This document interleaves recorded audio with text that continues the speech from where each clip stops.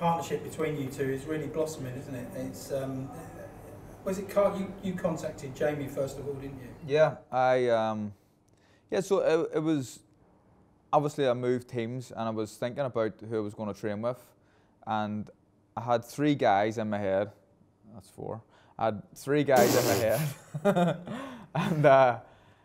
and Jamie wasn't one of them, if I'm being honest. And then I was driving and my dad phoned me and he says, "What about Jamie Moore?" And I went, "Good shout." Never thought, because Jamie only had Tommy at the time, and I didn't even know what Tommy was doing at that stage. Like, was he still boxing, or you know, it all went a wee bit quiet. So I phoned him and said, "Look, I'd love to come and work out with you and see what it was like." And the plan was to try them all, try these 4 guys and see who it gelled well with. But I was over with Jamie for about 5 days, and that was enough. I didn't even contact the other ones. That was it. Gelled. Boys are all great in the gym. Good crack. Just it's a brilliant gym. Fun. Like, I'm really enjoying boxing at the minute. And I keep harping on about it, but like I am. I wish I had made the move a lot sooner. Jamie, were you surprised to get the call from Carl back? I was, to be fair. My wife wasn't. My wife called it, and I was massively surprised, to be fair.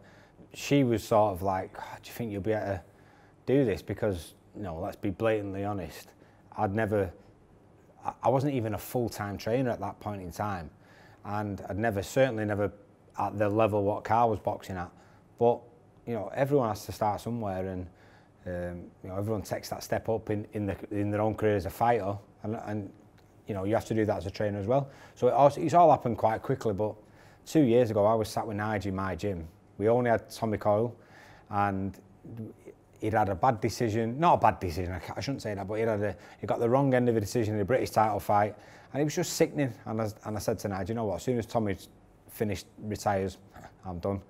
And for whatever reason, 12 months ago, Carl phoned me. Martin Murray and Rocky Fielding was actually training with me in the gym at the time because Oliver wasn't well. And then just from there, it's just snowballed, and we've got 8 fighters now in the gym, real top-level fighters. And you know, like I say, they all bounce off each other. They're all picking little things off each other. So it's not just me and Nigel Travis who are sort of coaching lads and helping them.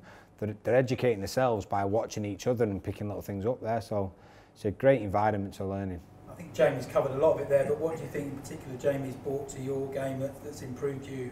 His methods are completely different than what I had before, and what he will do is, like, we'll get an opponent, and once the opponent's nailed down, we'll just work on tactics that are going to beat that opponent. We don't train and just do monotonous stuff on the pads, the same stuff for every opponent. It's like, it's drilled into you, and it's shots in the different scenarios that are going to prop up in the fight, and that's something that I never really had before. It's paying off for me. I genuinely feel in the shape of my life. I'm not walking around with injuries and niggles, and I'm not waking up in the morning thinking, you know, another day at the gym. I look forward to every single day at the gym, and I've never ever felt like that before, and that's all down to Jamie and Nigel and all the boys, I suppose, in the gym. It's just good crack in the gym. Teamwork. Yeah, I mean, you must be very proud of what the gym's achieved. Of course, I just think my philosophy has always been, even when I was back fighting myself, I had to make it enjoyable, because boxing's the hardest sport in the world, and when you're dieting, you're tired from training. If you're not enjoying it, I remember I had to go to the gym and I had to take my mind away from boxing, and I'd mess around, I'd joke, I'd prank people. I had to sort of keep myself occupied that way to take myself away from overthinking or thinking, like Carl was saying, you know, dreading going to the gym. To get the best out of fighters, if they enjoy coming to my gym, I'm always going to get the best out of them. So it was a conscious effort between me and Nigel. I said, listen, if these lads are going to enjoy coming, we're going to get the best out of them, and that's what's happening. We're getting the results, and don't forget, we could have looked like we could have ended up with egg in our faces if we didn't get the results right, because people, you know, the video, social media, going to Tenerife, could have looked like a lad's holiday, which it did sometimes, I've got to admit. But that's a little tiny window of a moment in time in a full day. You know, that's not happening all day long. And how can you film yourself training constantly? You can't do it. I wouldn't want to do that because it gives too many things away. So the balance is right. The balance is right. The lads are enjoying it. We're getting the results. They put the right amount of graft in, and we're getting the right results. So it's working. And in terms of Carl, how good is he, and how good can he be? What's left to come? Well, listen, you don't need me to tell you how good Carl Frampton is, because the proof's in the pudding. He's been there, he's done it, he's proved himself. He's a two-weight world champion, and you know, I don't want to blow too much smoke up his backside, because enough people do that for him at the moment in time. But I'll tell you one thing: you haven't seen the best of him. Some of the stuff I see him do in the gym now, he's fresh. Now he's, you know, he's injury-free. He's not overcooking it. He does some phenomenal things. And if you're in top condition like you say you are now, is there anyone in the world that can live with you on your day? I don't believe so. I genuinely don't. I think, you know, people will probably have Santa Cruz, the #1 featherweight in the world. I believe we can beat him. I can believe we can beat Gary Russell. I believe we can beat Oscar Valdez.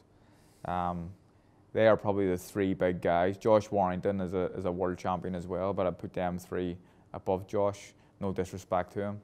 I don't think there's a featherweight in the world that can beat me. Honestly, I genuinely believe that. Jamie, same question to you. Yeah, of course. I mean, featherweight division's stacked with talent. So for me to believe that Carl's the best featherweight in the world, it's not sort of bravado, or it's not me sort of pushing my fighter to try and get him a big fight. He's one of the biggest names in the featherweight division, but he's been there and proved that he can do it. And I believe he wasn't physically in the right, or mentally in the right sort of position, and he still got the win over Leo Santa Cruz. I know Carl Frampton is capable of beating any featherweight on the planet.